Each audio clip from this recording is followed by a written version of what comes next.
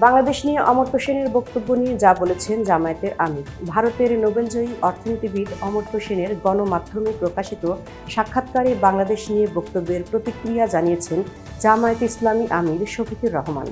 আজ সোমবার নিজের ভেরিফাইড ফেসবুক পেজে এই প্রতিক্রিয়া জানান তিনি। ভারতের বার্তা সংস্থা পিটিআইকে একটি সাক্ষাৎকার দেন নোবেলজয়ী অর্থনীতিবিদ অমর্ত্য সেন। গতকাল রোববার ওই সাক্ষাৎকারটি প্রকাশিত হয়। এতে তিনি প্রধান উপদেষ্টা অধ্যাপক মোহাম্মদ ইউনূসের সাক্ষাৎকারের চ্যালেঞ্জ, সংখ্যালঘু নির্যাতনের অভিযোগ, ক্ষমতাচ্যুত আওয়ামী লীগকে নিষিদ্ধ করার বিষয়সহ নানা ইস্যুতে কথা বলেন। নিজের ফেসবুক পেজে দেওয়া ওই পোস্টে জামায়াতের আমির বলেন, ভারতের নোবেল বিজয়ী অর্থনীতিবিদ অমর্ত্য সেন সম্প্রতি বাংলাদেশের অভ্যন্তরীণ ব্যাপারে অনাকাঙ্ক্ষিত নাক গলানোর মতো কথা বলেছেন। জানি না তার বিবেক কোথায়। বাংলাদেশকে সহনশীলতার সবক দেওয়ার কোনো প্রয়োজন নেই। তিনি যে দেশে এবং সমাজে বসবাস করেন সেই সমাজের আয়নায় নিজেকে দেখার চেষ্টা করুন।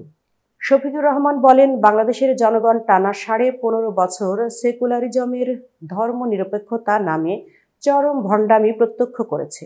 তিনি পতিত স্বৈরাচারের পক্ষে খোলামেলা ওকালতি করেছেন, যা বিস্ময়কর, অগ্রহণযোগ্য ও নিন্দনীয়।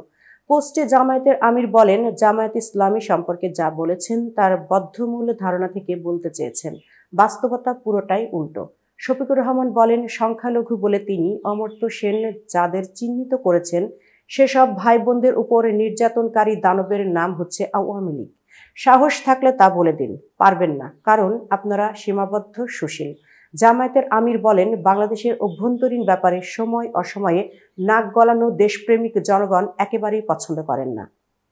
এতক্ষণ বার্তা বৈঠকের সাথে থাকার জন্য ধন্যবাদ। নতুন নতুন তথ্য ও সংবাদ পেতে বার্তা বৈঠকের ইউটিউব চ্যানেল ও ফেসবুক পেজের সাথেই থাকুন।